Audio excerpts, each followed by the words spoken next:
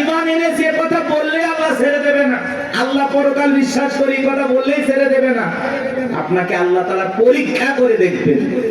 কি করবেন?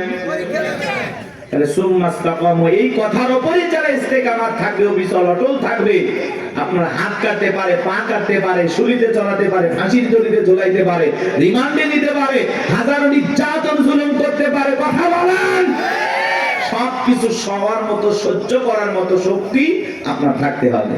আর আপনি এমন ইমানদার, যদি দেখেন সামনে মিছিল ধরে নিয়ে যাচ্ছে, আজকে মিছিলে যাওয়ার দরকার নাই। আপনি এমন ইমানদার, বলে দাড়ি টুপি দেখলেই ধরতেছে, সেলুনেতে সেটা আপাতত দাড়ি কাটিয়ে অবস্থা খারাপ, পরে দাড়ি রাখা যাবে, এই ইমান নিয়ে যান না, এই ইমান নিয়ে না।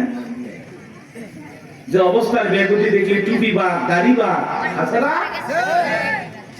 কি বলেন? এরকম নিয়ম যদি হয়, ধরেন একটা জালেম শাসক আসলো, নিয়ম করে দিল বাংলাদেশে দাড়ি টুপি দেখলেই ধরো, কি বলেন? এত টুপি দাড়ি থাকবে? যার কিনা ইমান দুর্বল, বউ করে দেব, জীবন আগে বাঁচাও, কথা কয় না? এই ইমানে জান্নাতে যাবে না।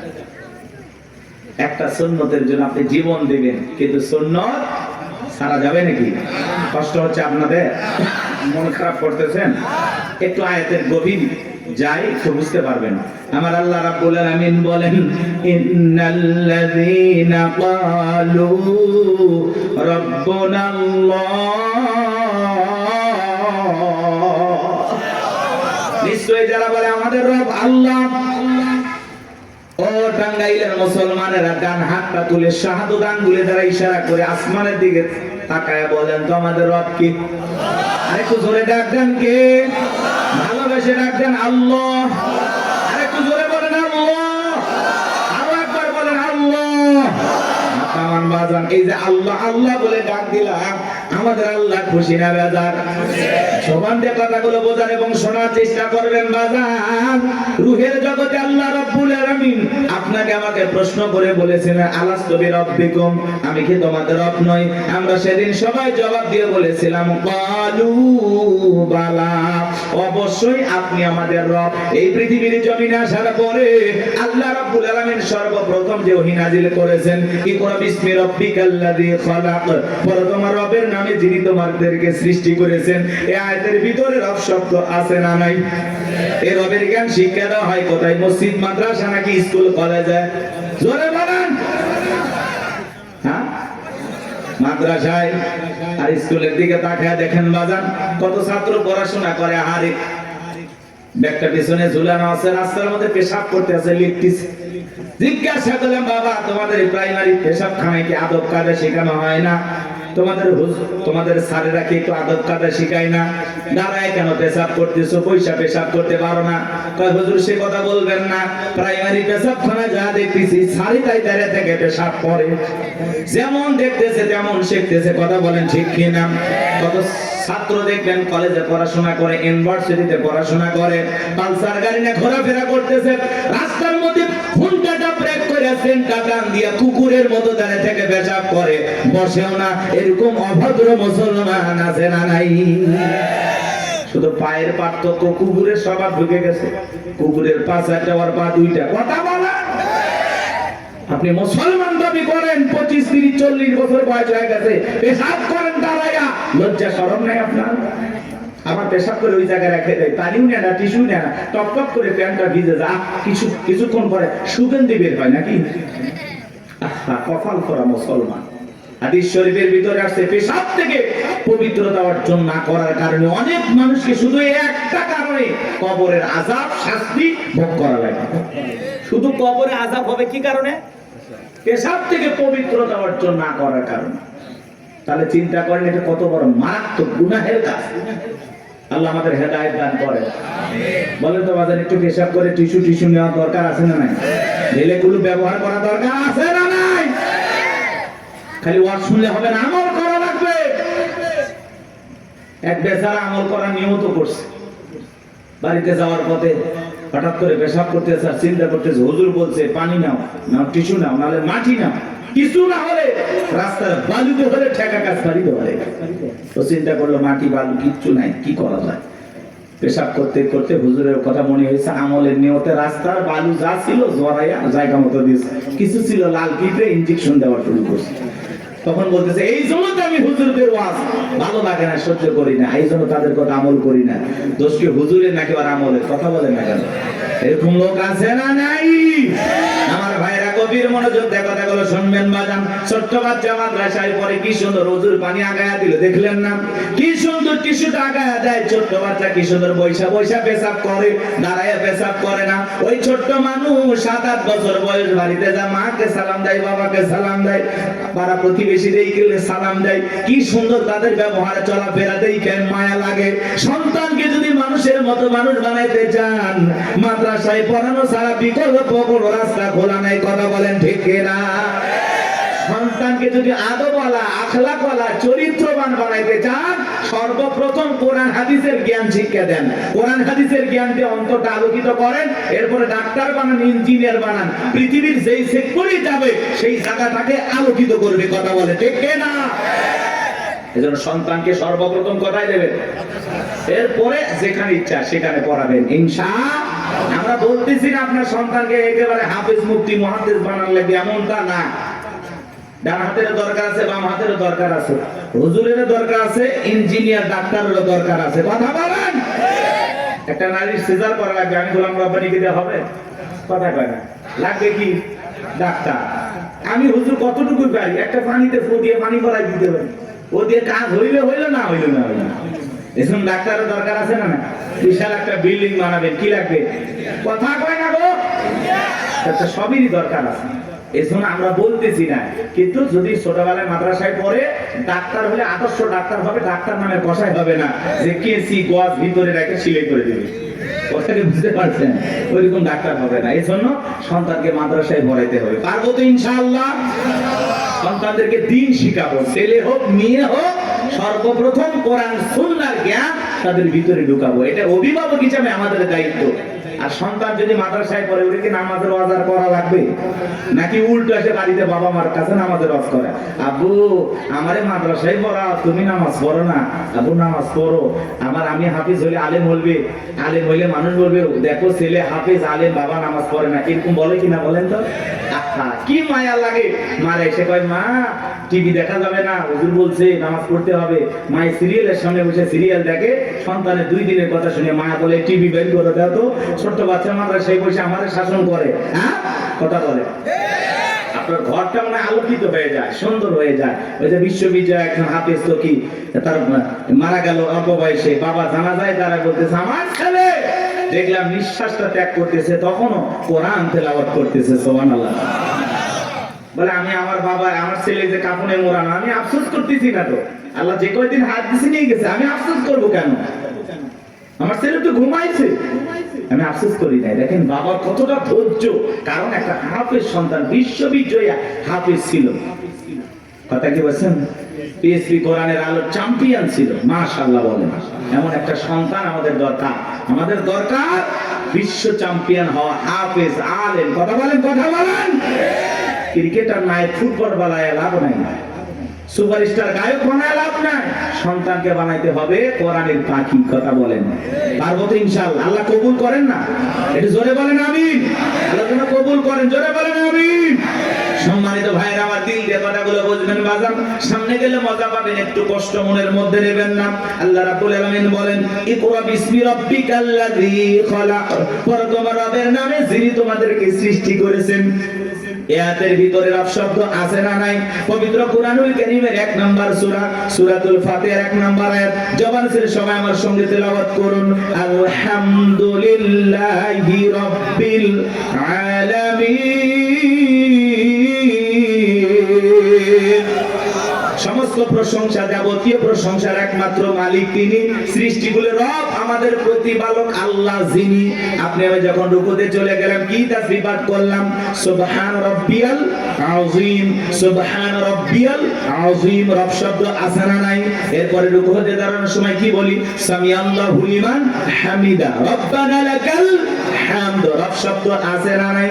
এরপরে যখন সিজদায় মাথাটা নত করি কি তাসবিহ করি সুবহান রাব্বিয়াল আ'লা, সুবহান রাব্বিয়াল আ'লা।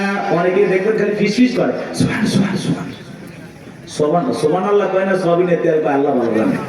স্পষ্ট বোঝা না, খালি সুবহান সুবহান সুবহান সুবহান স্পষ্ট বলতে হবে আপনাকে সুবহান রাব্বিয়াল আ'লা, সুবহান রাব্বিয়াল আ'লা।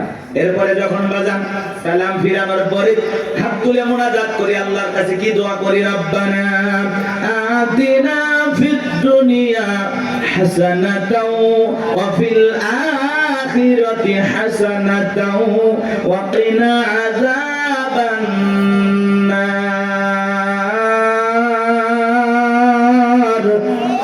সূরা বাকারা 201 নম্বর আয়াত। আল্লাহর কাছে ডেকে বললাম, হে আমাদের রব, আমাদেরকে দুনিয়ার কল্যাণ দান করো, ওই আখিরাতের কল্যাণ দান করো, ওই কঠিন জাহান্নামের আগুন থেকে আমাদের মুক্তি দাও। তাহলে ইহকাল পরকালের কল্যাণ দেওয়ার মালিক কে? জাহান্নামের আগুন থেকে বাঁচানোর মালিক কে? পবিত্র কুরআনুল কারীমের ভিতরে 114টা সূরা আছে, সর্বশেষ যেই সূরাটির নাম হলো নাস, তার 1 নাম্বার আয়াত কুল আউযু বিরাব্বিন নাস। এর ভিতরেও রব শব্দ আছে না নাই? এবার জানবো আমার আপনি আমি যেদিন মারা যাব, মসজিদের মাইকে যেদিন এলান জারি হবে, এই গ্রামের অমুক ব্যক্তি বেঁচে নাই, ইন্না লিল্লাহি ওয়া ইন্না ইলাইহি রাজিউন। আপনার আমার মৃত্যুর সংবাদ শোনার পরে স্ত্রী কেঁদে বলবে স্বামী নাই, ছেলে কেঁদে বলবে বাবা নাই, মেয়েটা কেঁদে বলবে বাবা নাই, পিতা মাতা বেঁচে থাকলে বলবে কলিজার ধনটা হারাইলাম। আত্মীয় স্বজন সবাই আপনার আমার জানাজায় আসবে শেষ বিদায় দেওয়ার জন্য। বাজান আমার, ওই দামি বিল্ডিং বানাইছেন, দামি বাথরুম বানাইছেন, কোথাও আপনার জীবনের গোসলটা হবে না। এমন মানুষ আছে কোটি কোটি টাকা দিয়া সুন্দর করে ওয়াশরুমটা বানাইছে, কথা বলে কি ভিআইপি কারবার, জীবনের শেষ গোসলটা ওই দামি টয়লেটে হবে না, কথা বলেন না কেন? ওই 4-5 কোটি টাকা খরচ করেছেন, ওই জায়গায় হবে না বাজান। ওখান থেকে বের করে চকির উপরে শোয়া মশারি টাঙাইয়া দেখে রঙিন পোশাক কইলা বড়ই পাতার গরম পানি দিয়া গোসল করাবে, আতর সুরমা লাগায় জনমের মতো সাজাবে, সাদা কাপড়ে চকলেটের মতো ওরাইয়া মসজিদের কাটিয়াতে দুইলা 4 জন বরযাত্রী দইরা একটা দুবা করে কবরস্থানে নিয়ে যাবে। ওই কবরে 3 জন ব্যক্তি নামবে বাজার লাশটা রাখার জন্য। মনে হবে এরাই বুঝি সাথী, কিন্তু না, কবরে লাশটা রেখে মুখটা কেবলামুখী কইরে একে একে সবাই উঠে আসবে। ওই কবরে থাকা ব্যক্তি কবরে শুয়ে থেকে দুরাকাত একটু একটু দেখতে পাইবে। এরপরে যখন বাসের বিছানা বিছায়া দেবে, ছিদ্রগুলো দিয়ে হালকা একটু আলো কবরে প্রবেশ করবে। এরপরে যখন মাটি চতুর্দিক দিয়ে যাবে বাজার, উপরে যখন মাটির চাপা দিয়া দেবে, কবরটা হয়ে যাবে ঘোর অন্ধকার।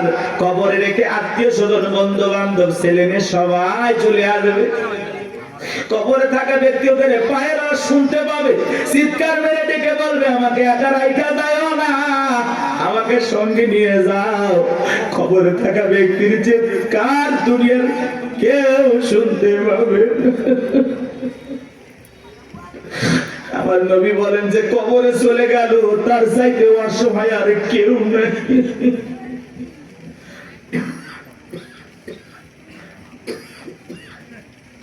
আমার নবী যে বলেছেন ওয়ালা রাসূলুল্লাহ সাল্লাল্লাহু আলাইহি ওয়াসাল্লাম ইন্নামাল কুবুরু রাউযাতুম মিন রিয়াদিল জান্নাহ আও হুফরাতুম মিন হুফারিন নার। রাহু তিরমিজি।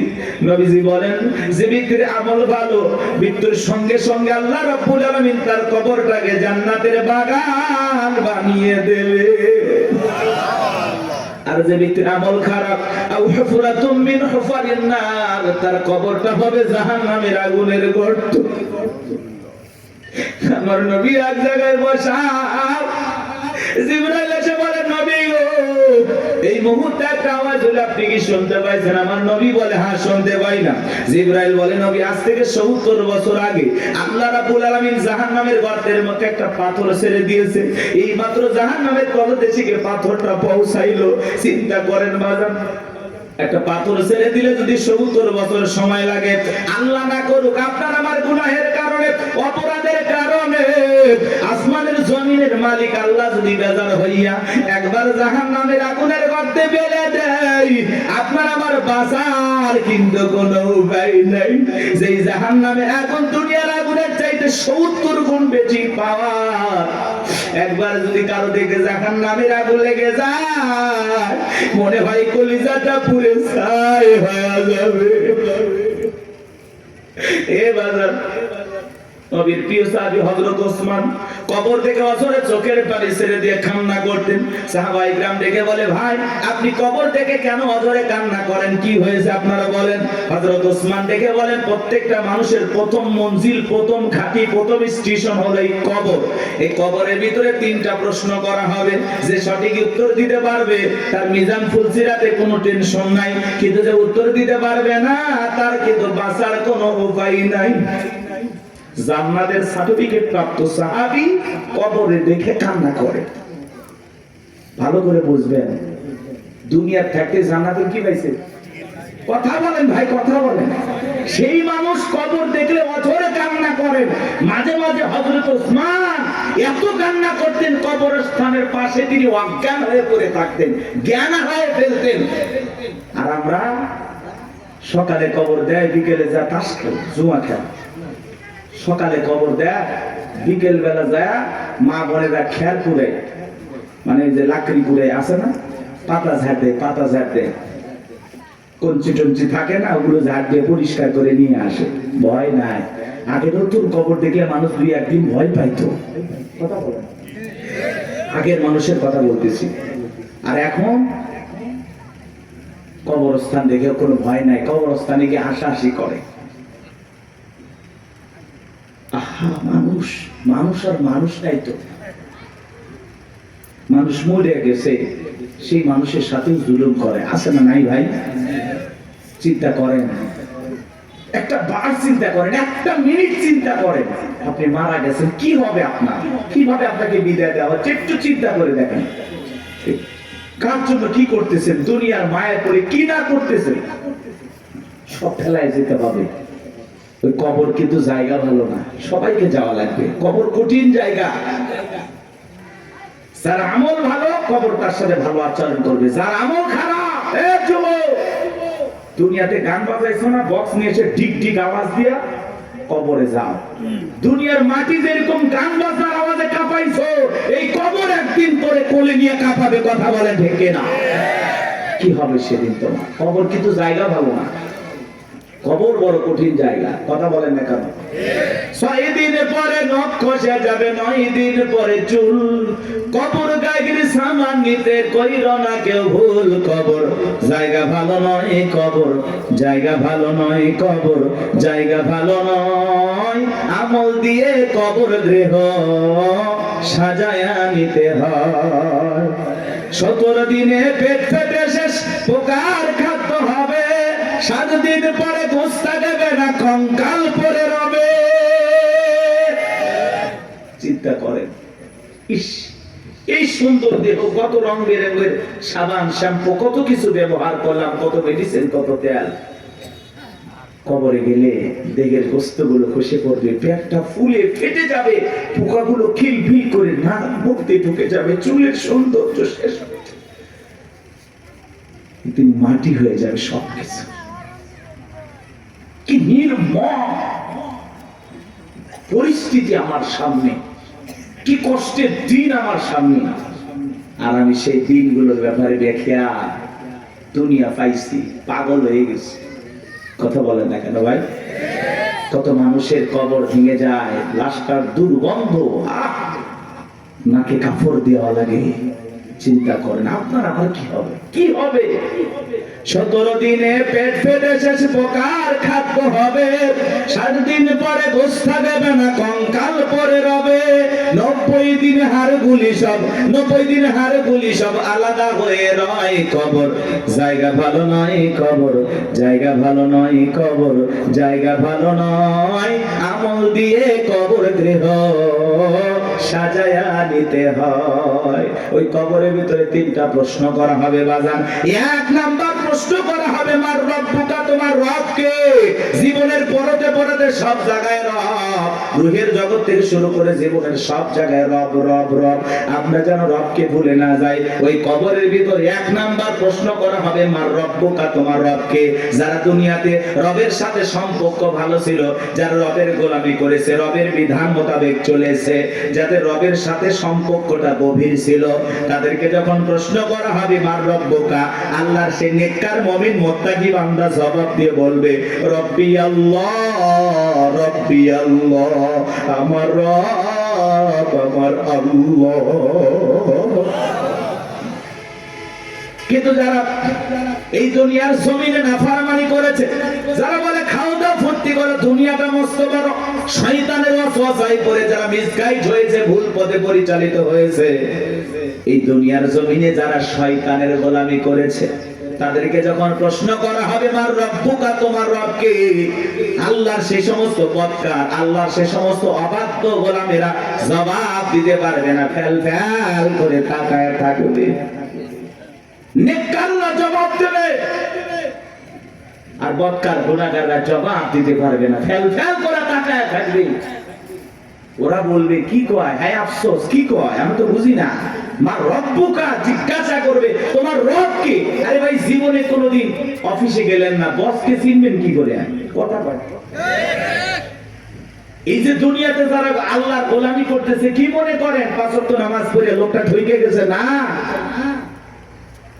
কোরআন সুন্নাহ দিয়ে জীবন সাজায় লোকটা ঠকে গেছে? না, ঠকে নাই। এই যে আমরা দুনিয়াতে আল্লাহর গোলামি করতেছি, এই গোলামির বেতন হিসাবে আল্লাহ আমাদেরকে দেবেন জান্নাত। সুবহানাল্লাহ। এই গোলামির বেতন হিসাবে আমরা পাবো জান্নাত, আর বোনাস হলো দিদারে ইলাহি, আল্লাহ পাকের সাথে জান্নাতীদের সাক্ষাৎ। সুবহানাল্লাহ। বেতনও আছে, বোনাসও আছে, কিন্তু দুনিয়াতে গোলামি করে কবরে যাওয়া লাগবে। আপনি এক ওয়াক্ত নামাজ পড়েন না, রবের সাথে সম্পর্ক নাই, কেমনে জান্নাতে যাবেন? কথা কয় না ভাই? আপনি তো আল্লাহর অফিসই চেনেন না। আল্লাহর অফিস কোথায় চেনেন? কথা কয় না, কথা কয়। রাগ করতেছেন নাকি? এগুলো বললে অনেকে খারাপ লাগে। এক জায়গায় ওয়াজ করেন, হুজুর মৃত্যুর ওয়াজ এইভাবে করিয়েন না, ভয় লাগে। এরকম লোক কয়, হুজুর আমার প্রচুর মৃত্যুর কথা স্মরণ হয়, আমার এত মৃত্যুর কথা ভয় লাগে, মাঝে মাঝে তো আমি মসজিদে মৃত্যুর ভয়ে ঢুকি না। আমি এটা আবার কেমন কথা কয় হুজুর, মসজিদে ঢুকতে যদি লাশ বহনে খাটিয়া, এইটা দেখে আমার এত ভয় লাগে, এই ভয়ে আমি মসজিদে যাই না। এটার নাম কি মৃত্যুর ভয়? কথা বলে না ভাই? কিছু মানুষ আছে কবর করে, বলে না যে আমি 70টা কবর খুঁড়ছি হুজুর, 80টা কবর খুঁড়ছি। আবার পাশের আর একজন লোক হুজুর যে কবর খোঁড়ার কথা বলতেছে, ও আবার যা কবর খোঁড়ে, যে মানুষটা মারা যায় তার ছেলে মেয়েকে বলে, এই তোমার বাবাকে কবর খুললাম, 2 প্যাকেট সিগারেট তো দিলে না। ও যদি 80 লক্ষ কবর করে, কবর কি, কবরে কি হতে পারে এই বুঝ কি আর দিলের ভিতরে আসবে ভাই? কথা বলেন, আসবে? আমাদের অবস্থাটা এমন হয়ে গেছে, কিসের আমল করবো হুজুর? দুনিয়া তো মস্ত বড়, রং তামাশায় আসি ব্যস্ত, রঙিন চশমায় দুনিয়া সব চাকচিক্য সুন্দর লাগতেছে, একটু গান বাজনা আমোদ প্রমোদ হই হুল্লা। কথা কয় না কেন? হাজি মানুষ ওয়াজ করে আসছে, নাক নির্বিয়া, বক্স বাজতেছে, কন্ট্রোল করতে পারে না, হাজি পর্যন্ত ডান্স দিয়ে হচ্ছে লঙ্গি ডান্স। হাজি হাজি ওয়াজ করে আসছে। কথা বাস্তব না অবাস্তব? মিথ্যা না সত্য? এরকম আছে না বাজান? মানে আবেগের ঠেলায় আমরা গুনাহ করতেছি, গুনাহ নাকি আবেগে হয়ে যাচ্ছে। আল্লাহ এরকম আবেগ থেকে আমাদের হেদায়েত দান করেন। এটা জোরে বলেন আমিন। কষ্ট পাচ্ছেন আপনারা? তাহলে কবরে 1 নাম্বার প্রশ্ন, মার রব্বুকা, তোমার রবকে? উত্তর দিতে পারবে তারা আল্লাহর মুমিন মুত্তাকি নেককার বান্দা। যারা উত্তর দিতে পারবে না কারা? আল্লাহর গুনাহগার বদকার অবাধ্য গোলাম যারা। কথা বলে ঠিক কিনা?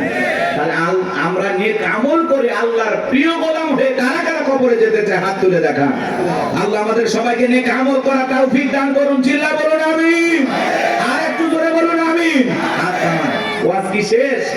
এবার দেখেন খেলাটা কোন দিকে যায়, এদিকে খেয়াল করেন। কষ্ট পাইছেন? এই যে হেদায়েতের উদ্দেশ্যে 2-4 মিনিট কথা বললাম, এইবার চলেন আল্লাহ রাব্বুল আলামিন বলেন ইন্নাল্লাযীনা ক্বালু রাব্বুনাল্লাহ, নিশ্চয়ই যারা বলে আমাদের রব আল্লাহ। আমাদের রব কে? আল্লাহ। জোরে বলেন না ভাই, একটু চিল্লায়ে বলেন আল্লাহ। এই পৃথিবীর জমিনে আল্লাহ যখন কাউকে জিরো থেকে হিরো বানায়, চাওয়ালা থেকে প্রধানমন্ত্রী বানায়, আর মুসলমান জবাই করে। কথা বলে না কেন ভাই? বাংলাদেশে ডক্টর জাকির নায়েক আসবে, ভারতের টেনশন আসবে আমাদের দেশে, আর টেনশন করে ভারতের লোকেরা। কথা বলে না কেন? অনেক উদ্বেগ, তারা বিভ্রান্তিকর বক্তব্য ছড়াচ্ছে যে ডক্টর জাকির নায়েক আসলেই বাংলাদেশে গ্রেফতার করা হবে। কতই সহজ। বাংলাদেশের মানুষকে তো চেনেন না, ধুতি নিয়ে যাইতে পারবেন না। কথা বলে না, বাংলাদেশে ডক্টর জাকির নায়েক আসবে, তাকে প্রায় 1 মাসের এ দেশে সফর করার অনুমতি দেওয়া হয়েছে। বিভিন্ন জায়গায় তিনি বিভিন্ন প্রোগ্রামে অংশগ্রহণ করবেন ইনশাআল্লাহ। একজন দিনের দায়ী, সারা দেশে সারা পৃথিবীতে যার পরিচয় পরিচিতি আছে। ভারতের তার বক্তব্যের শুনে অসংখ্য মানুষ কালেমা পড়ে মুসলমান হয়েছেন। সেই মানুষটা যদি এই দেশে আসে, আমাদের কোনো সমস্যা আছে ভাই? আমরা মুসলিম হিসাবে খুশি, তাকে ধন্যবাদ জানাই। ডক্টর জাকির নায়েককে আমরা সাদরে গ্রহণ করব, লাল গালিচার সংবর্ধনা দেব। কথা বলা ঠিক না? আর এই দেশে যদি কোনো কারণে কোনো ষড়যন্ত্র বা বিতর্কের কারণে যদি ডক্টর জাকির নায়েক বাংলাদেশে না আসতে পারে, তাহলে বুঝে নেবেন বর্তমান সরকারে যারা আছে এদের ভিতরে ভারতের দালাল আছে। উনি আসবেন, সমস্যা কি? মুসলিম একটা দেশে একজন দায়ী আসতে পারবেন? ডক্টর জাকির নায়েকের অসংখ্য লেকচার আপনারা শুনেছেন, আলোচনা শুনেছেন। ভালো লাগে না? ভালো লাগে না? চমৎকার কথা বলেন। ভারত সরকার তার টিভি চ্যানেল বন্ধ করে দিয়েছেন, তাকেও দেশ থেকে বিতাড়িত করেছেন। এখন তিনি বিভিন্ন দেশ সফর করেন, বিভিন্ন দেশে থাকেন। আলহামদুলিল্লাহ, আমাদের দেশও আসবেন, তারই ধারাবাহিকতায় আলহামদুলিল্লাহ আমরা গ্রহণ করবো। উনি আসবেন, ঘুরিয়ে ফিরে চলে যাবেন, সমস্যাটা কোথায়? এতে ভারতের মাথা ব্যথা দরকার আছে? আমাদের দেশে আমরা ডক্টর জাকির নায়েককে নিয়ে আসবো নাকি খানায় খাবার ইমামকে নিয়ে আসবো, সেটা ভারতের কাছ থেকে শোনা লাগবে। ভারতের কথা আমরা চলি, এজন্য আমরা বলেছি আমরা বারবার রক্ত দিয়ে দেশকে স্বাধীন করেছি। আমরা না হতে চাই ভারতের গোলাম, না হতে চাই আমেরিকার গোলাম, আমরা সবাই আল্লাহর গোলাম। এটা আমাদের জীবনের সবচেয়ে বড় পরিচয়। আমরা কার গোলাম? আল্লাহর গোলাম। আমরা দুনিয়াতে কারো গোলামি করার জন্য জন্ম হই নাই, আমরা গোলামি করবো একজন, আর তিনি আমাদের রব, তিনি আমাদের সব। কথা বলে ঠিক না? ডক্টর জাকির নায়েক আসতেছে খুব দ্রুত, 28 নভেম্বরের মধ্যেই বাংলাদেশে আসবেন ইনশাআল্লাহ। তার এই সফরকে আল্লাহ কবুল করেন। একটু জোরে বলেন না আমিন। এটা নিয়ে ভারতের মাথা ব্যথা, অনেক টেনশন, মিডিয়াতে অনেক আলোচনা, তুমুল আলোচনা, সমালোচনা চলতেছে, বিতর্ক চলতেছে।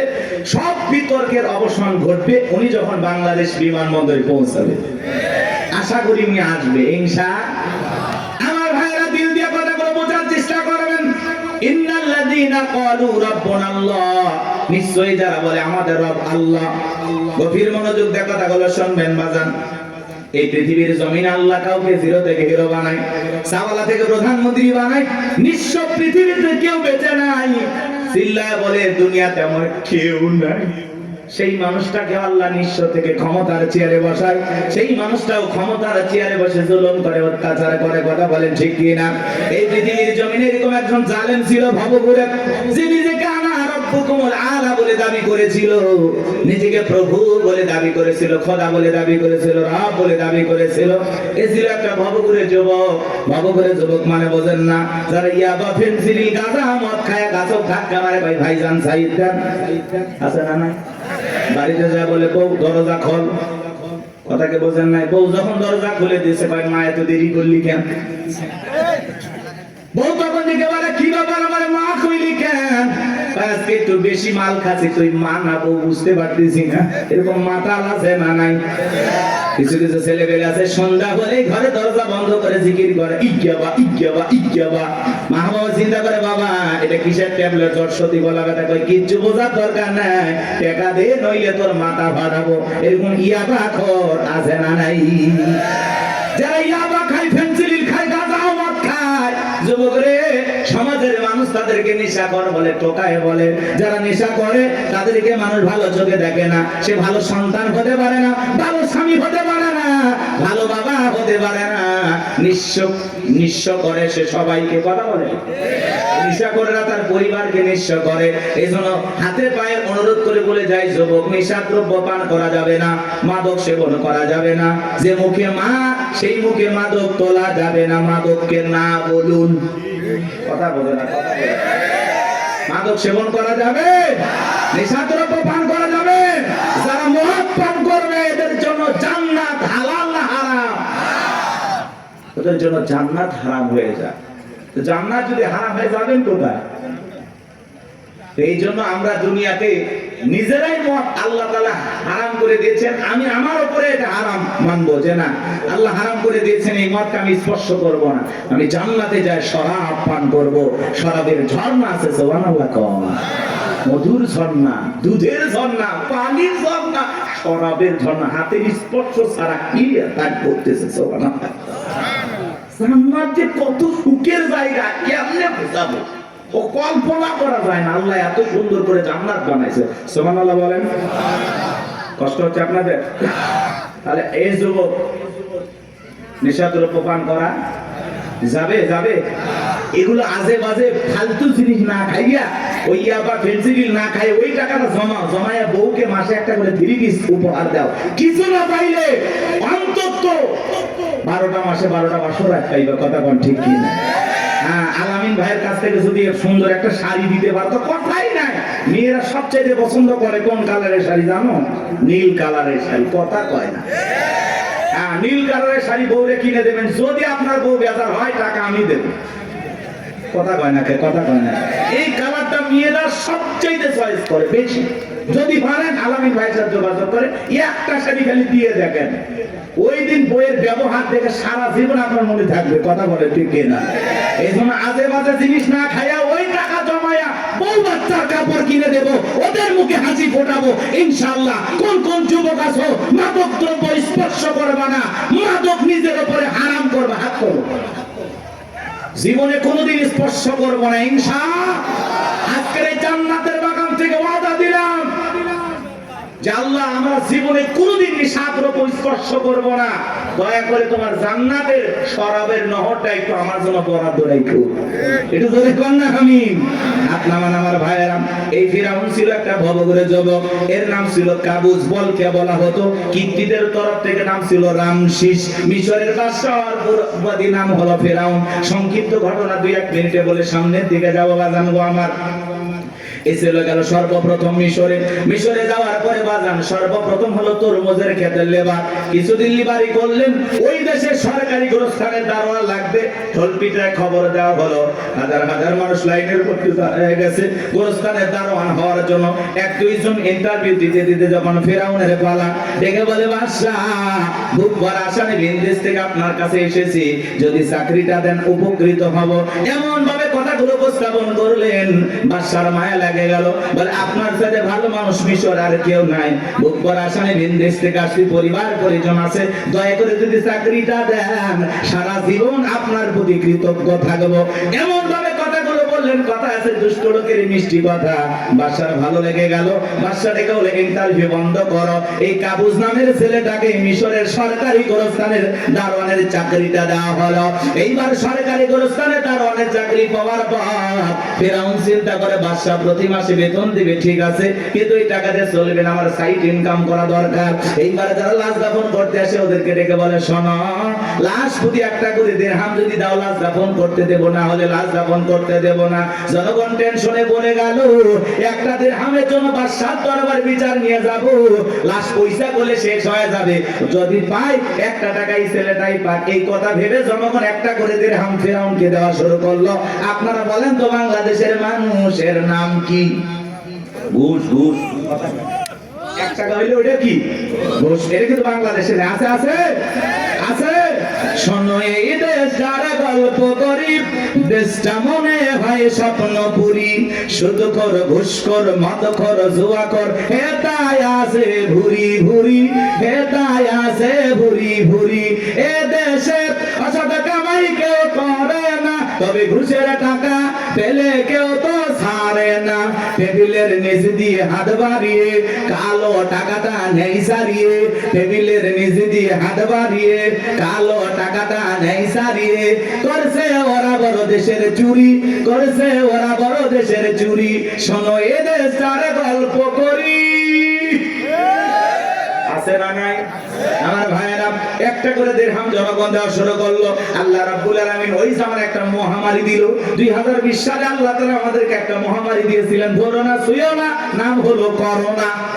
করোনা রোগে আক্রান্ত হয়ে বাবা মারা গেছে, ছেলে বাবার লাশটাও দেখতে যায় নাই, বাবার কবরে মাটিও দেয় নাই, বাবার সম্পত্তি ভালো লাগে, মৃত বাবার লাশকে বোঝা মনে হয়। কথা বলে। মায়ের করোনা হয়েছে, জঙ্গলে ফেলা আসছে, বন্ধুর করোনা হয়েছে, বন্ধু দেখতে যায় নাই, ভাইয়ের করোনা হয়েছে, ভাই দেখতে যায় নাই, স্বামীর করোনা হয়েছে, স্ত্রীর কাছে যায় নাই, খাবারের প্লেটটা সাজায় লম্বা একটা বাঁশের লাঠি দিয়ে আস্তে করে স্বামীর ঘরে খাবার ঢোকায় দিয়েছে। কথা বলেন। স্বামী যখন সুস্থ হয়েছে, বিবি কাছে ডাকে বলে, জোসনার বাপ, আমি তোমার যে কত ভালোবাসি তুমি জানো না। শাড়িটা দিয়ে সুন্দর করে মুখটা মোছায় দিতেছে, আর ডেকে বলে, জোসনার বাপ, তাহাজ্জুদ পড়ে পড়ে তোমার জন্য দোয়া করেছি, আল্লাহ আমার জোসনার বাপের হায়াত বাড়ায় দাও। স্বামী মনে মনে হাসে আর বলে, বিবি রে, তুই যে আমার কত ভালোবাসিস, আমার বোঝা হয়ে গেছে। আমি যখন অসুস্থ ছিলাম, জানালা দরজার দিকে তাকায় থাকতাম, এই বুঝি দরজা জানালা করে গল্প করবি, দুইটা কথা বলবি, একবারও দেখা করলি না। মোবাইলে তোর ছবি দেখে দেখে মনের দুঃখের কথা ভুলে যাইতাম। তুই যে আমার কত ভালোবাসিস প্রমাণ আমি পাইছি। আমি যখন অসুস্থ ছিলাম, আমারে তুই বাঁশ দিয়া খাওয়াইছিস। কথা বলা, কথা বলা। এজন্য করোনা মহামারী বুঝে দিয়েছে, দুনিয়াতে কেউ কারো আপন না। কথা বলেন, কথা বলেন, সত্য না মিথ্যা?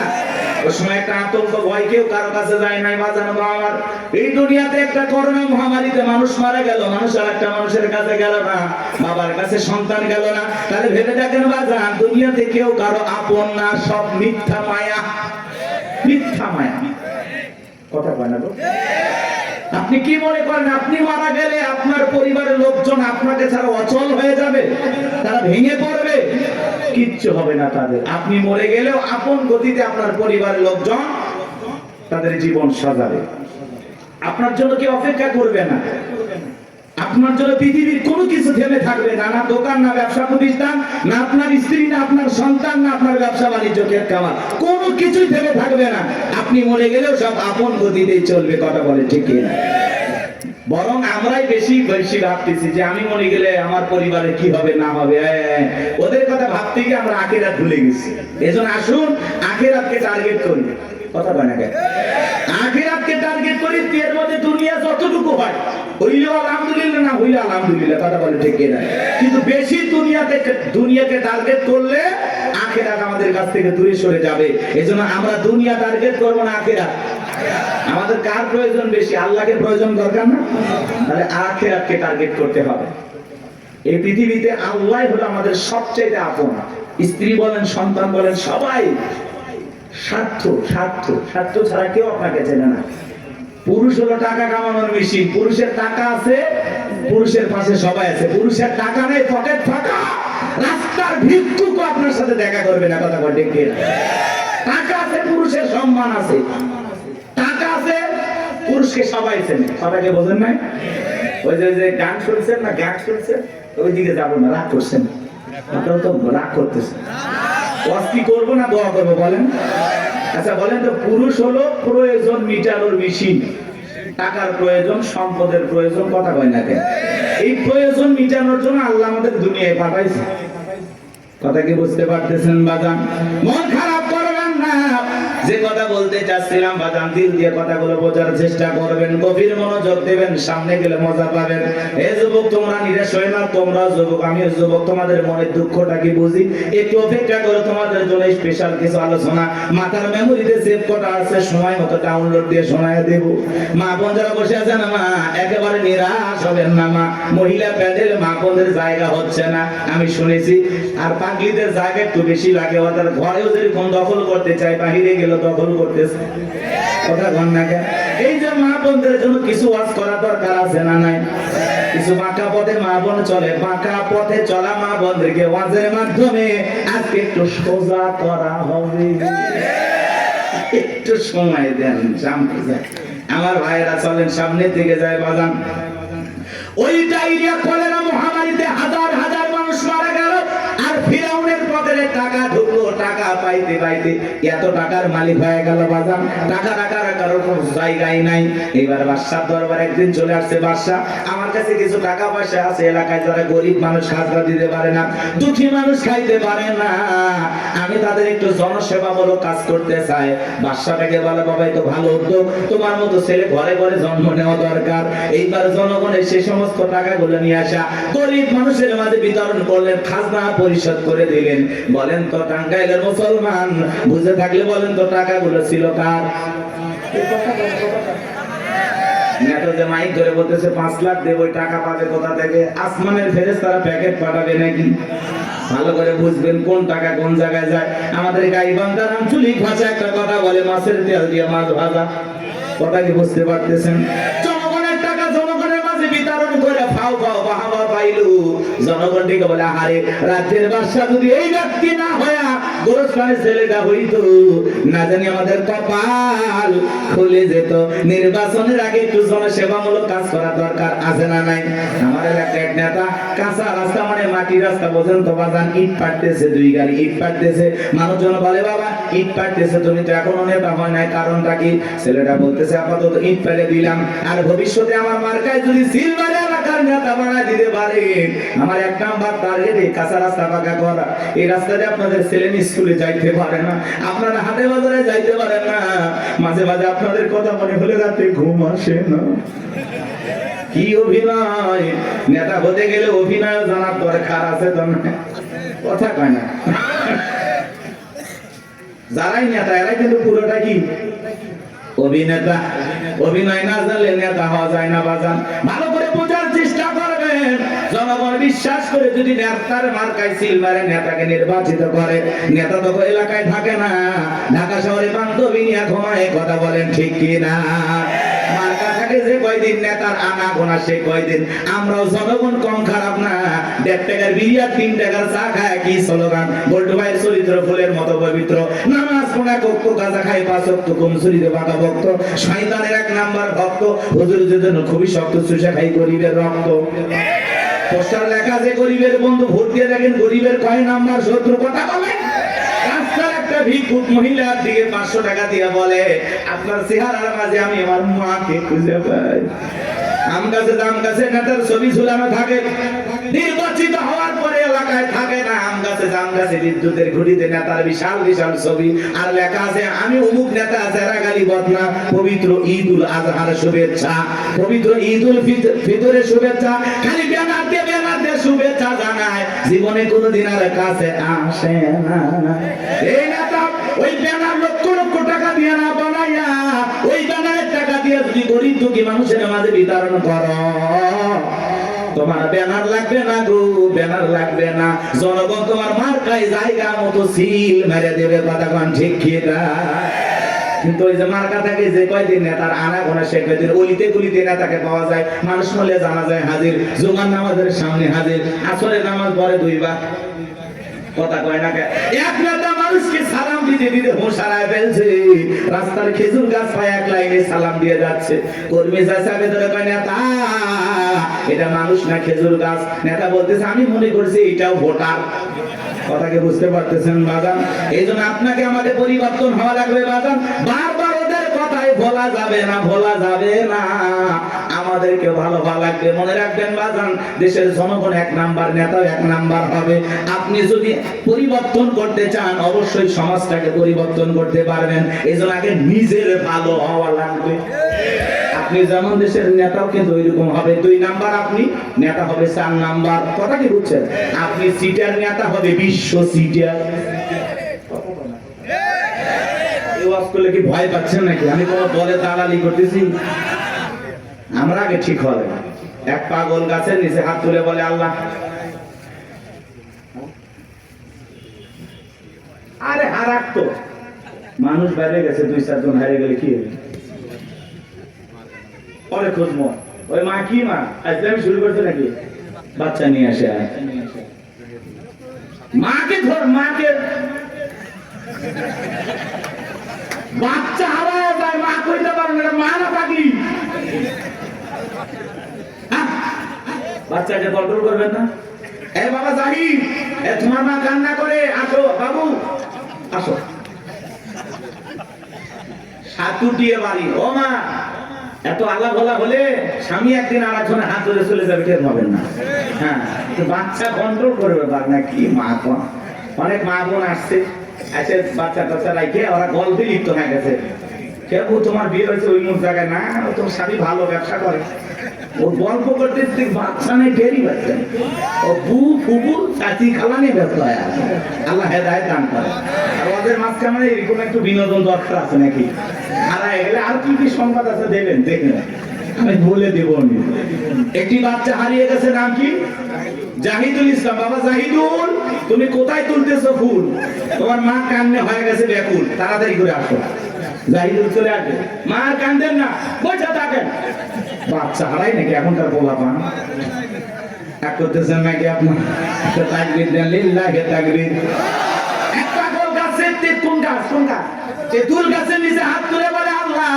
তেঁতুল গাছে রাজশাহীর ফজলিয়ামদের, রংপুরের হাড়িভাঙ্গাতে, সাফাই নবাবগঞ্জের কাঠিমন্দে, নওগাঁ পাহাড়ের আমরুপালিতে। আল্লাহ বলে পাগলের চোখটা খুলে দেখ, কোন গাছের নিচে দোয়া ধরেছিস? তেঁতুল গাছের নিচে দাঁড়ায়া। কিয়ামত পর্যন্ত আমসালে জামাত পাওয়া যাবে না। নির্বাচনের আগে 500 টাকা, 1000 টাকার বিনিময়ে, 200 টাকার বিনিময়ে নিজের পবিত্র আমানত ভোট বিক্রি করে দেশে উমরের মতো নেতা চাইলে পাওয়া যাবে না। এজন্য আগে আপনাকে ঠিক হওয়া লাগবে। আপনি যখন বলেন আল্লাহ আমার নেতাদেরকে উমরের মতো আদর্শবান নেতা বানাও, আল্লাহ তখন হাসে আর বলে উমরের দেশে থাকার মতো জনগণ কি হতে পেরেছিস? আগে নিজে ঠিক হ। আমার সাকাওয়াত ভাই আজ করলো, নামাজও পড়ে সুদও খায়। আপনি যখন সুদ খায় মুনাজাত করেন, রব্বানা আতিনা ফিদ দুনিয়া, আল্লাহ বলে তোর মতো সুদখোর হারাম করে দোয়া কবুল হবে না। সুদ খায়, ঘুষ খায়, হাত তুলে দেওয়া, আল্লাহ মাফ করে দিন। ভালো ভাই, আপনি জানেন না সুদ খাওয়া হারাম, ঘুষ খাওয়া হারাম, খাইতেছেন মজা লাগে, টাকায় টাকা বাড়ে, কারেন্ট সুদ, পুরে বদমাইশ। আল্লাহ হেদায়েত দান করেন। জোরে বলেন না আমিন। কষ্ট হচ্ছে নাকি আপনাদের? আমার ভাইরা ভিডিও কথাগুলো বুঝে যান। আমি যে কথা বলতে যাচ্ছিলাম, তালুকদার বংশের মতো যদি কলিজাটা বড় হয়, বাপের ব্যথা যদি হয়ে থাকেন, ডান হাতটা তুলে বলেন হুজুর যতদিন বেঁচে থাকবো নির্বাচনকে কেন্দ্র করে চা বিড়ি পান সিগারেট খাবো না, একটা টাকাও কোন নেতার কাছ থেকে নেব না। সৎ যোগ্য নির্ভীক আল্লাহওয়ালা সমাজের নেতৃত্ব দেওয়ার মতো উপযুক্ত নেতাকে আগামীতে ভোট দিয়া নির্বাচিত করব। হাত তুলে ওয়াদা দেন, পারবেন তো ইনশাআল্লাহ? আপনার ভোটে যেন কোন চোর ডাকাত সন্ত্রাস এলাকার বিপুল পরিমাণের লুটপাটকারী ব্যক্তি যেন ক্ষমতার চেয়ারে বসতে না পারে।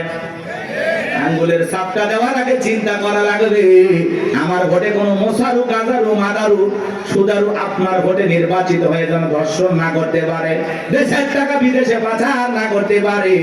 এমন নেতাদেরকে 54 বছরে দেখেছেন। আগামীতে যা করবেন বুঝে শুনে করা লাগবে। ভাবিয়া করিও কাজ, করিয়া ভাবিও না। পাথর দিয়ে মানুষকে করবে খুন, এমন নেতা সমাজে প্রয়োজন নাই। কথা বলেন ঠিক কিনা? চলে না বাজার সামনের দিকে যায়, কথা মনে একটু বেশি হয়ে গেল, মন খারাপ করছেন। কথা বলা লাগলো, অবস্থা যেমনই হোক বাজার দিল দিয়ে কথাগুলো শুনে যান। নির্বাচনের আগে একটু জনসেবামূলক কাজ সবাই করে। আর নির্বাচনের পাতিলে যে চা রান্না হয়, বৃষ্টি হওয়ার পরে খেলে পারলে নিচে যে পানি যায়, ওইটার রং আর ওই পাতিলের চায়ের রং সমান। কথা কোন ঠিক কিনা? এখন একটা চা খায়, বিড়ি খায়, সিগারেট খায়, নিজের পবিত্র আমানতটা বিক্রি করবেন না। মাথায় থাকবে। আল্লাহ হেদায়েত দান করেন। চলেন সামনের দিকে যাই বাজান। এইবার মিশরের মন্ত্রী মারা গেল, নির্বাচন শুরু হয়ে গেল। আগে তো জনগণের মন কায়রে নিছে, সবাই বলে ভোট দিবা কোনখানে? কয় ফেরাউন যে মার্কাদার আছে তার মাঝখানে। এক চান্সে সবাই মিলে ফেরাউনকে ভোট দিয়া মিশরের মন্ত্রী বানায় দিল। কিছুদিন পরে আল্লাহর খেলা বোঝা বড় গায়, বার্ধক্যজনিত কারণে মিশরের বাদশা মারা গেল, সিংহাসন ফাঁকা হয়ে গেল। ফেরাউন সমস্ত জনগণ আর নেতাদেরকে ডেকে বলে, দেশের জনগণ শোনো দিয়ামন, দেশের বাদশা মারা গেছে, বাদশা ছাড়া একটা দেশ চলতে পারে না। তোমরাই বলো মিশরের বাদশা হবে কে? সমস্ত জনগণ ডেকে বলে অনেক আগে আপনাকে চেনা জানা হয়ে গেছে, আপনি মিশরের বাদশা হয়ে যান, আমাদের কার কোনো আপত্তি নাই। জনগণ যখন সমর্থন দিল, ফিরাউন নেতাদেরকে ডেকে বলে তোমরা বলো আপত্তি আছে? নেতারা ডেকে বলে আমাদের কোনো আপত্তি নাই, জনগণ সমর্থন দিয়েছে, আপনি নেতা, কোনো সমস্যা নাই। এইবার সবার সমর্থন পাইয়া মিশরের বাদশা হয়ে গেল, ক্ষমতার চেয়ারে বসে ঠেসছে কি। রাতের বেলায় ফিরাউন ঘুমাইতে যায়, চোখে আর আরামের ঘুম আসে না, ঘুম থেকে লাফায় লাফায় ওঠে।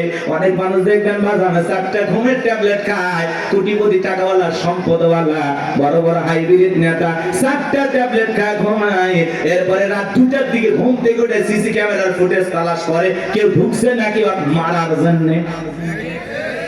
কারণ বিল্ডিং এর প্রত্যেকটা জায়গায় খালি দুর্নীতির গন্ধ, জুলুমের গন্ধ, মানুষ মারার গন্ধ, মানুষকে প্রতারণা ধোঁকা দেওয়ার গন্ধ। কথা বলেন না কেন? ওই বিল্ডিং কি আমনে দাঁড়াইছে? রাগ করতেছেন আপনারা? এ বাজার গো আমার লম্বা করব না। ধনী মানুষ টাকা আছে, সম্পদ আছে, দামি বিছানা আছে, দামি খাট আছে, কিন্তু ঘুমটা নাই। আর গরিব রিকশা চালায়, ভ্যান চালায়, মাঠে কাজ করে, আলু ভর্তা দিয়ে, ডাল ভাজি দিয়ে, সবজি দিয়ে ভাত খায়, বউকে কোলে নিয়ে ঘুমায়, কি আরামের ঘুম। কথা বলেন না কেন? আর ধনী স্বামী স্ত্রীর মধ্যে দাও কুড়ালের সম্পর্ক, বউ আলাদা খাটে, স্বামী আলাদা খাটে, ইয়া তো ধনী হয়ে গেছে, এখন স্বামী স্ত্রীর মধ্যে মহব্বত ভালোবাসাই নাই। আছে না না এরকম পরিবার? ওই দিকে আর যাচ্ছি না বাজান, সামনে গেলে মহিলাদের ওয়াজ করব, চলেন না যাই। যে কথা বলতে যাচ্ছিলাম বাজান, ফিরাউনের চোখে ঘুম নাই, তার দরবারে জ্যোতিষী ছিল 400 জ্যোতিষী লিডার নাম দবিরা, বয়স হলো 320 বছর। দেখে বলে দবিরা, কেন জানি রাতের বেলায় ঘুমাইতে পারি না, আজে বাজে স্বপ্ন দেখে লাফায় লাফাই, কারণটা কি? দবিরা এইবার দেখে বলেন এত অপেক্ষা করেন, একটু আমাকে সময় দেন। দবিরা সময় নিয়ে ভাগ্য গবেষণা করে বলেন নেতা, যদিও ছিলেন ভবঘুরে যুবক, তরমুজের ক্ষেতের লেবার, গোরস্থানের দারোয়ান, এরপরে মিশরের মন্ত্রী, বর্তমান রানিং বাদশা, আঙ্গুল ফুলা কলার গাছ, কিন্তু আপনার ভবিষ্যৎ জীবন বড় অন্ধকার। আগামী 3 মাসের মধ্যে বনি ইসরাইল সম্প্রদায়ের ভিতরে মুসা নামের একটা ছেলে জন্মগ্রহণ করবে। ওই মুসার কারণে রাজত্ব পাওয়ার ক্ষমতা থাকবে না নেতারে, এমনকি আপনার জীবন যাওয়ার সম্ভাবনাও দেখা যায়। এই কথা শোনার পরে ফিরাউনের মাথা ঠান্ডা না গরম? খালি গরম। মানে রবিরা যদি বলতাম মুসা আসবে, খানকা বানায় বসে বসে জিকির করবে, তাহলে মাথা গরম করতো না। আজ বাংলাদেশের দিকে তাকায় দেখবেন, যারা খানকা বসাইয়া জিকির করতেছে, লাফালাফি করতেছে, নারী পুরুষ একত্রে হয়ে ঢোলক বাজায় জিকির করে আর গান গায়, দেখে না কয় পানির ভিতর জ্বললে বাতি, ঝড় বাতাসেও নেবে না, ল্যাংটা বাবার মুরিদ হইলে নামাজ রোজা লাগে না। যেই পীর সাহেব বলবে নামাজ রোজা লাগে না, ওটা পীর না টাটকা শয়তান। সিজদার মতো একটা সিজদা দিবি, জান্নাত পার হয়ে জাহান্নামের তলে পড়বি। আছে না নাই? লালন শাহ বাজারে দেখলেন না, মহিলারা গাঁজার কলকিতে টান মেরে খাইয়া বলতেছে আমি বিমানে উঠতেছি। প্রকাশ্যে জনগণের সামনে মাজার গুলোতে গাঁজা খাওয়া হয়, মাজারে গাঁজার কলকি দিয়া তো ধোঁয়া ছাড়ে বাজান। রাস্তায় প্রশাসনের লোক দাঁড়িয়ে থেকে বলে মনে হয় ওরসের রান্না চলছে। এর কথা বল না কেন? ভণ্ডগুলো ভণ্ডামি করে যাচ্ছে আর বলে আমরা হকের দরবারে আছি। আছে না নাই? কথা বলেন না কেন? ভণ্ডামি পাইছেন, জায়গা পান না। পিছ দিল শাহজালাল, খানকাই পীর, রাজপথে পীর, নারায়ে তাকবীর হুঙ্কার দিয়েছে, গৌর গোবিন্দ ধুতি পরার টাইম পাইনি। কথা বলেন ঠিক কি না? এরকম শাহজালালের মতো পীর দরকার আছে না নাই? আল্লাহ ওয়ালা ভালো জিনিস, ওয়াকুনু মাস-সাদিকিন। আল্লাহ বলে তোমরা সত্যবাদীদের সঙ্গে হও। যে পীরের পা থেকে মাথা পর্যন্ত নবীর সুন্নাত দিয়ে ঢাকা, যার চেহারার দিকে তাকাইলে আল্লাহর কথা স্মরণ হয়, এরকম আল্লাহ ওয়ালা যেখানে আমরা আছি সেখানে গাঁজাখোর, ভণ্ড, লালু বাবা, কালু বাবা, শিকল বাবা, তালা বাবা, যেখানে শয়তান আছে সেখানে। কথা বোঝা গেল? কোন ভণ্ডদের কাছে আমরা যাব না ইনশাআল্লাহ, কোন ভণ্ডের কাছে যাব না। সাহেব নাই, মানুষ আছে কিনা তাও সন্দেহ। কবর মাজার বানায় রাখছে, লেখা রাখছে তাকলিশ আর রহমতুল্লাহ আল্লাহ, উপরে লেখা মাহবুব সোবান, ভারতের কামান, জামানার জামান। আছে না নাই? এক এক পীরের নাম, আল্লাহ হেদায়েত দান করেন। ভণ্ড পীরের ওয়াজ বেশি করবো না, কষ্ট হচ্ছে আপনাদের। এই ভণ্ডদের কাছে যাওয়া যাবে? এমনও পীর আছে মহিলা মুরিদ দেখে মাথা ঠিক থাকে না, দুই হাত বাড়া বলে মাই আয়।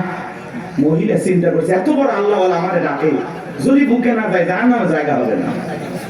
পীর সাহেবের বুকের ভিতরে ঢুকে গেছে, আর পীরের বুকের ভিতরে ঢুকে এত শান্তি পাইছে, আনন্দের ঠেলায় গান গায়, বাবা আমি তোমায় ভালোবাসি, তোমার চরণ ছুঁইতে বাবা তোমার কাছে আসি গো বাবা, আমি তোমায় ভালোবাসি। যে নারী স্বামীকে বাদ দিয়ে পীরের ফাটা পায় চুমা খায়, ওই নারীর চরিত্র ঠিক না। শুনে যান, আপনার কি আপনার স্বামী, কথা বলে প্রত্যেকটা সন্তানের কাছে তার মা বাবা হলো পৃথিবীর সবচাইতে বড় পীর, কথা বলে। জীবনে কোনোদিন মা বাবাকে ভাত দেয় না, পিতা মাতার জন্য 1 কেজি কমলা বেদনা কেনে না, পীর সাহেবের দরবারে গরু নিয়ে দৌড়ায়, পাগল দেখছেন? মা বাবার খবর নেয় না, পীরের বাবার খবরের অভাব নাই। আল্লাহ হেদায়েত দান করেন। গরু ছাগল নিয়ে কোনো পীরের দরবারে দৌড়াবেন না। আচ্ছা উনি যদি আল্লাহ ওয়ালা হয়, ভালো আছে, তো গরু ছাগল দিয়ে কি করবে? এলাকায় কত গরিব নিয়ে বিয়ে হয় না, দেন না, গরুটা জবাই করে মেহমানদারি করা দেন, আল্লাহ খুশি হবে। এলাকায় মাদ্রাসা আছে, গরিব দুঃখী বাচ্চা পড়াশোনা করে, এতিম বাচ্চারা, একটা ছাগল মাদ্রাসায় দেন, ওরা জবাই করে খেয়ে আল্লাহর কোরআন তেলাওয়াত করবে, আর সে মালিক আল্লাহ খুশি হবে। আপনি মাজারে যায় ছাগল গরু দিয়ে, হ্যাঁ রাত ভর্তি করে নিয়ে যায়, মাইক বাজারে গান গায়, দেখেননি? যা কত কথা বলা যাবে না, কষ্ট হচ্ছে আপনাদের। কোন মাজারে টাকা পয়সা দান করবেন না, কথা বলে না। হ্যাঁ, কোন মাজারে যদি মসজিদ থাকে, মাদ্রাসা থাকে, সেই জায়গা আপনি দান করতে পারেন। শুধু মাজার এমন জায়গায় 1 টাকা দেবেন, কথা আপনার যা বলতেছে আপনি তাই করবেন। মাজারে কেন টাকা দিচ্ছেন? উনি আল্লাহ ওয়ালা না, ভালো আছে না, টাকা দিয়ে কি করবে? আগে কিনে খাবে। আপনি মাজারে কেন টাকা দিচ্ছেন? এতিম অসহায় প্রতিবন্ধী হাত পাতে 5 টাকা দিতে পারে না, আর মাজারের দান বক্স দিতে 1000 টাকা 500 টাকা কেমনে ঢোকান? টাকা যেটা মানুষের দরকার না মরা মানুষের? যেটা মানুষ কান দিচ্ছে হাত পাতে, আপনি সেখানে দেন না। আর মাজারে পীর সাহেব একবারও ডাকলো না, এই মুসলিম টাকা দে, চাইছে ওই জায়গায় কেন টাকা দিলেন? বলেন কেন দিলেন? কিসের বরকতের আশা? সন্তান হয় না, 56টা দরবারে ছাগল মানত করে, মাজারে ছাগল দিলে সন্তান হবে, পাইছেন কোথায়? কথা কয় না, আরে ওয়াশ করলে হবে না, মাঝে মাঝে ওয়াশ করালে। আরে ভাই আমাদেরকে দেন, মাদ্রাসায় দেন, কথা কয় না। দেওয়ার লোক খুঁজে পান না, একটা মানুষ চোখের সামনে কান্দে মরে যাচ্ছে, ওই জায়গা দেয় না, ওই মরা পীর সাহেবরা দিয়ে এসি। ওই পীর আছে না, কলার গাছ আছে, আসলে কোন মাজার কিনা আপনি জানেন? অধিকাংশ মাজার মিথ্যে মিথ্যে মাজার বানায় ভণ্ডামি শুরু হয়ে গেছে, কথা দেখে না। আল্লাহ যেন আমাদের হেদায়েত দান করেন, একটু জোরে বলেন আমিন। আমার কথায় অনেক মাদার পূজারীরা বিরক্ত হয়েছে, অনেকে ফোন দিয়ে হুমকি দিছে, তোমরা আল্লাহ আল্লাহর বিরুদ্ধে কথা বলো, মরার আগে জবান বন্ধ হয়ে যায়। চিন্তা করছেন? ফরিদপুরে সালতা থানা আটরশি আছে না, আগে যাইতে পারি না, আমার সেই হুমকি দিত, এই থানা এসে তোর হাত পা কেটে নেব। এই গত 29 তারিখে ওই জায়গায় বয়ান করে আসছে, কই হাত পাটা করতো না, হাত পা কাটার লোকগুলো খুঁজে পাইনি। কারণ ওই যে ওদের দেখে নিয়ে আমি একটু সাইজ করছিলাম, খবরদার এই ভণ্ডদের কাছে যাবেন না। হক্কানি আল্লাহ আল্লাহ ভালো, সেখানে আপনি যাবেন, কিন্তু ভণ্ডদের কাছে যাব না। যেখানে ইসলাম আছে সেখানে আমরা আছি, যেখানে ভণ্ডামি আছে সেখানে আমরা নারী পুরুষ একত্রে যেখানে। আরে ভাই, মহিলা মানুষ কাছে থাকলে মাথা ঠিক থাকে, কিসের জিকির? জিকিরের কথা মনে থাকবে। আল্লাহ হেদায়েত দান করেন। ওই জন্য তো ভণ্ডরা বলে মনের পর্দা বাইরের পর্দা, শুনছেন না? মনের পর্দা বড় পর্দা, বাইরের পর্দা খুলে ফেলা। মনের আলো বড় হলো, বাইরের আলো নিয়ে ফেলা। রাত 12টা সাথে বাতি নিবেছে, এখন কি জিকির হচ্ছে আপনারা বুঝেন না। আল্লাহ হেদায়েত দান করেন। আমার ভাইরা চলেন সামনের দিকে যাই। আজও পৃথিবীর জমিনে যারা মাজার নিয়ে বসে আছে, খামকায় বসে আছে, এদেরকে কেউ টার্গেট করে না। যারা আল্লাহর জমিনে আল্লাহর দ্বীনকে কায়েম করতে চায়, কোরআনের সমাজ ব্যবস্থা কায়েম করতে চায়, আল্লাহর আইন দিয়ে জমিনটা পরিচালনা করতে চায়, তাদেরকে টার্গেট করে করে ভিতরে ঢোকানো হয়। কথা বলে ঠিক কিনা? ফিরাউনের মাথা গরম হয়ে গেছে, হামানকে দেখে বলে, এ ডাকো নাই। হামানের মাথায় কোনো চুল ছিল না, সাদে মাল নাই, বাম পারলো, পুরো মাথা ছিল ভারতের দমদম এয়ারপোর্ট। দেখে বলে হামান রে তাড়াতাড়ি করে বল।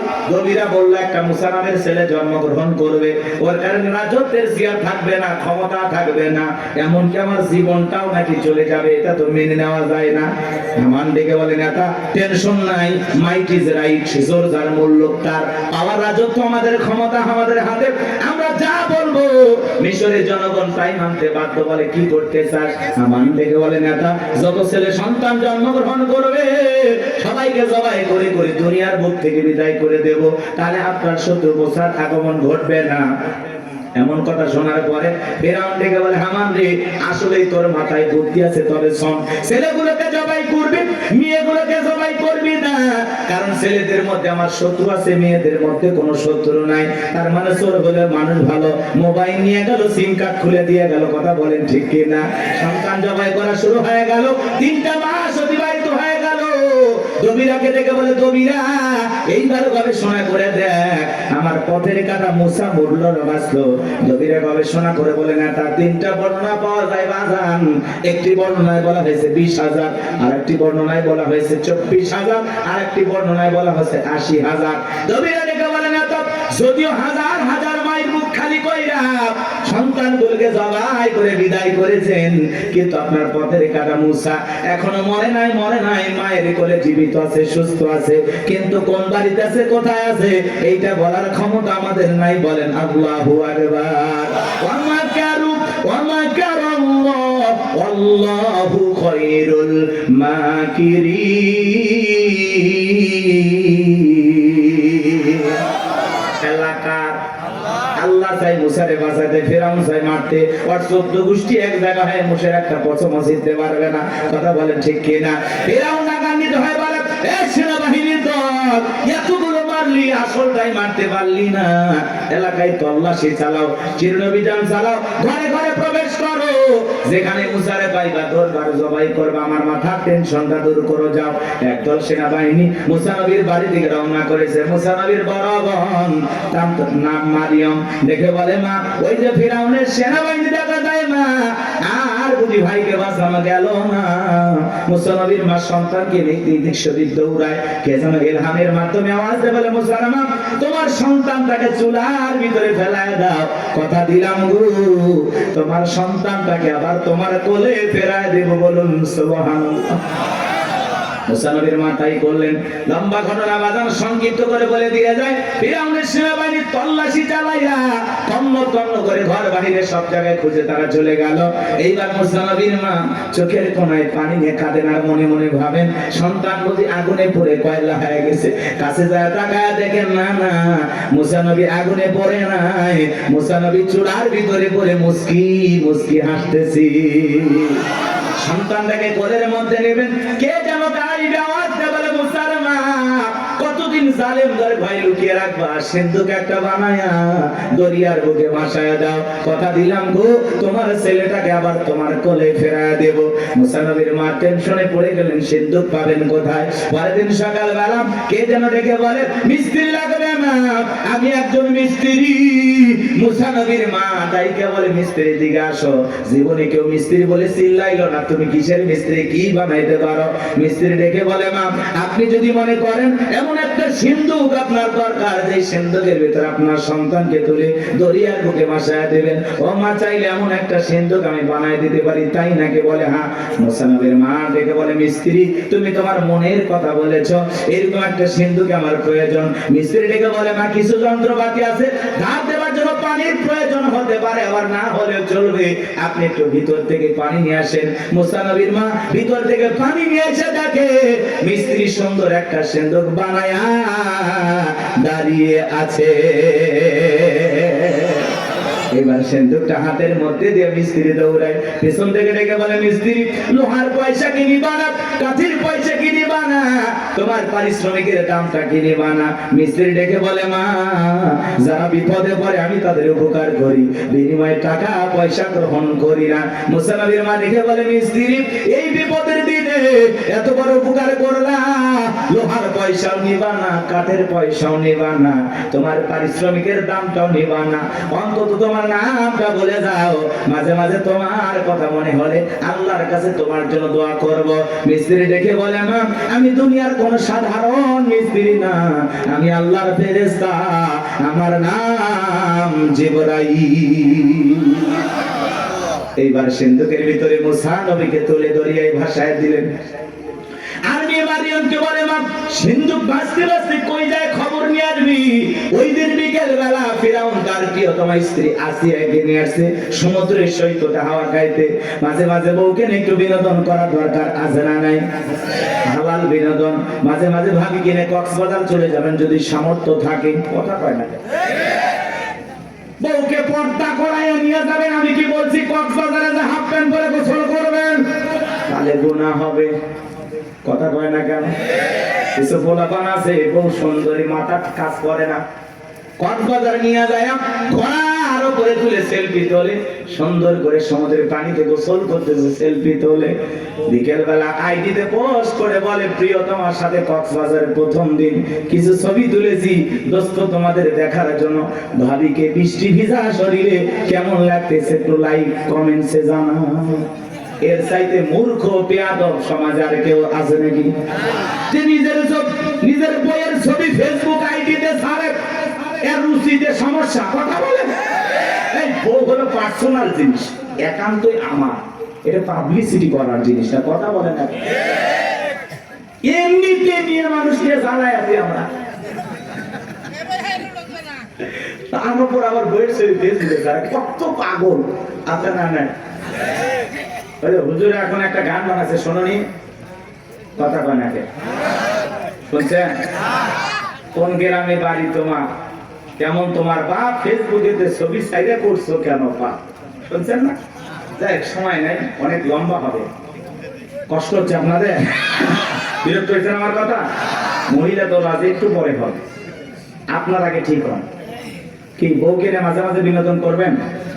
পিকনিক স্পট গুলো যেখানে ভদ্র লোকেরা যায় সেখানে যাবেন, মাঝে মাঝে বউকে নিয়ে একটু ঘোরাফেরা করবেন, নিজে বউরে একটু সময় দেবেন, না হলে অন্য আরেকজনের সাথে ঘোরাঘুরি করবে, আপনি টেরই পাবেন না। এরকম মহিলা আছে না? নাই?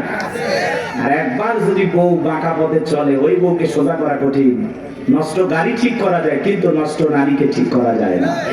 একবার যদি একটা নারীর চরিত্র নষ্ট হয়ে যায়, ওই নারী একটা পতিতার চাইতেও নিকৃষ্ট হয়ে যায়। এর জন্য বাজার কথাগুলো বাস্তব। নষ্ট গাড়ি ঠিক করা যায়, কিন্তু নষ্ট নারীকে ঠিক করা যায় না। নারী এমন একটা জিনিস, নারী বুঝতে পারলে নিয়ামত, না বুঝতে পারলে কিয়ামত। বুঝতে পারলেই ঘরে সুন্দর পরিবেশ নিয়ে বাঁচতে পারবেন, আর না বুঝতে পারলে ঘরে আগুন জ্বলবে, দাউ দাউ করে অশান্তির আগুন জ্বলবে। ওই আগুনে শুধু আপনি জ্বলবেন, আপনার পরিবারও জ্বলবে, সমাজ জ্বলবে, কথা বলে ঠিক না? আরে ভাই, মসজিদে মুয়াজ্জিনি করে বইয়ের জ্বালায় গলা দড়ি দিয়ে মরছে, দড়ি দিয়ে মরছে। কয়েকদিন আগের ঘটনা, হুজুর মানুষ আমরা মারবের পারি না, শাসনও করে পারি, কি দিয়ে মারবেন? আল্লাহ এমন একটা সিস্টেম দিয়েছে মারা, ওই মেসওয়াক পরিমাণে 1 বিঘা, কথা কয় না? আচ্ছা, এটা তো মারা যায় 8 ইঞ্চি দিয়ে, কথা কয় না? এটা পান্টি হলো, অনেকে পাই হুজুর প্লাস দিয়ে মারো, মানে প্লাস দিয়ে ওই পান্টি ধরবি না, হাত দিয়ে ধরালে। আর তার বউ যদি মমতাজের মতো মোটা হয়, আর ওই পান্টি যদি পিঠে মার যায়, বউ কবি আমার কাতুকুতু লেগেছে, কথা কন ঠিক? ইসলাম এমন একটা সুন্দর সিস্টেম আল্লাহ তাআলা আমাদেরকে দিয়েছেন। ইসলাম এত সুন্দর একটি ধর্ম, আসলে বউ মারার পক্ষে আল্লাহ নাই, কথা কয় না? আল্লাহ বলতেছে বউ ভালোবাসার জিনিস, মারবে। আর তুমি যদি সকালে বউরে পিটাও, রাতের বেলা কই ঘুমাবা? ওই বউয়ের কাছে যাতে তোমার লজ্জা করবে না, কথা কয় না? আর পাগল, কিছু পাগল আছে না, বউরে এমন পিটান, যতক্ষণ আব্বা ডাকছিস ততক্ষণ ছাড়বো না, মানুষকে গৌরী এত মারিস কেন? ভাই মারবো না, এই বেহানারি বাবার কাছে আমি 1.5 লাখ টাকা পাই, মাত্র 1 লাখ টাকা দিয়েছে, এখন আমি 50,000 টাকা পাই। ও মানে শ্বশুর বাড়ি থেকে হালখাতার টাকা পাই। এরকম যৌতুক লোভী কিছু আছে না? না, যারা যৌতুকের জন্য বউকে পিটায় এরা হলো ছোট লোক। কথা বলেন, এরা সমাজের জঘন্য লোক। কথা বলেন, এই পুরুষ না টাকা ইনকাম কর, যা ইনকাম কর, শ্বশুরের টাকা লোক। কাঁচা পায়খানা খাওয়া যেমন হারাম, কন্যা পক্ষের কাছ থেকে জোর করে যৌতুক দাবি করা তেমনি হারাম। তো যৌতুকের টাকা না খাওয়া 2 কেজি খা। কি সাকত ভাই, মন খারাপ করতেছেন? এই লোক চলবে? রাগ করতেছেন নাকি আপনারা? ভাই যৌতুক নিয়েছেন নাকি আপনি? উঠতেছেন কেন? তাকবীর দেন, লিল্লাহি তাকবীর। আমার ভাইরা গভীর মনোযোগ দিয়ে শুনবেন বাজান। সামনের দিকে গেলে একটু কষ্ট হবে আপনাদের। কষ্ট হচ্ছে? চলেন সামনে গেলে মজা পাবেন বাজান। এইবার ফিরাউনের কাছে সিন্ধুক চলে আসলো। সেনাবাহিনী সিন্ধুকটা ধরে নেতার কাছে নিয়ে গেছে। ফিরাউন ডেকে বলে, সিন্ধুকটা খোলো তো দেখি। সিন্ধুকটা যখন খোলা হলো, সবাই তাকায়া দেখে সিন্ধুকের ভিতরে মনে হয় পূর্ণিমার চাঁদ উদয় হয়েছে। আসিয়ার চক্ষু শীতল হয়ে গেল। ফিরাউন দেখে বলে, তরবারি আন, জবাই কর। এইটাই মুসা। আসিয়া বলে, থামো, খালি মারাই শিখছো, এতগুলো মারলা তাও কি শান্তি পাইলা না? ও স্বামী, এই ছেলেটাকে মারার আগে আমার একটা প্রশ্নের উত্তর দাও। এই যে সিন্ধুকটা দেখা যায়, এমন কাঠ কি তোমার দেশে পাওয়া যাবে? ফিরাউন কাঠটা নাই গেছে, বলে, বিবিরা, এই সিন্ধুকের যেমন কাঠ এমন কাঠ আমি কেন আমার বাপ দাদা 14 পুরুষও কেউ দেখে নাই। আসিয়া বলে, স্বামী, এটা ভিন দেশি কারো সন্তান, বাঁচতে বাঁচতে আমার দেশে আসছে। এই ছেলেটাকে আমি মারতে দেব না। এই ছেলেটাকে আমাদের পালক পুত্র হিসাবে লালন পালন করতে চাই। জোরে কোন মারহাবা। কথায় আছে, যেখানে বাঘের ভয় সেখানে রাত হয়। যারে খুঁজতেছে মারার জন্য আল্লাহ তারই দায়িত্ব দিল লালন পালন করার জন্য। জোরে বলেন মারহাবা। আসিয়া যখন বলেছে, ছেলেটাকে আমি পালবো, একে আমাদের পালক পুত্র বানাবো। অনেক কঠিন স্বামী, কিন্তু মাঝে মাঝে বইয়ের আপত্তির কাছে দুর্বল হয়ে যায়। বলে, ঠিক আছে, মাইনা নিলাম। আসিয়া বলে, শুধু মারলেই হবে না, ঢোল পিটায় খবর দাও, ফিরাউনের ছেলে সন্তান যে দুধ পান করাবে মাসে মাসে তাকে বেতন দেওয়া হবে। বলে, ঠিক আছে। ঢোল পিটানো হলো। হাজার হাজার নারীরা আসছে, মুসা নবীকে কোলে নেয়, স্তন খুলে মুখ লাগায় দেয়। আল্লাহ নবী মুসা আলাইহিস সালাম কোন মহিলার স্তনে দুধ পান করে না। বলে কোন মারহাবা। সমস্ত নারীরা ব্যর্থ হয়ে চলে গেল। ওই যে মুসা নবীর বোন নাম তার মারিয়াম, ঈসা নবীর মায়ের নাম মারিয়াম, আর মুসা নবীর বড় বোনের নাম ছিল মারিয়াম। এইবার মারিয়াম দেখে বলে, ও রানী আসিয়া, এমন একটা খাতির খবর আমার কাছে আছে। আমার বিশ্বাস এই সন্তানটা দুধ পান করবে, তাই নাকি? বলে,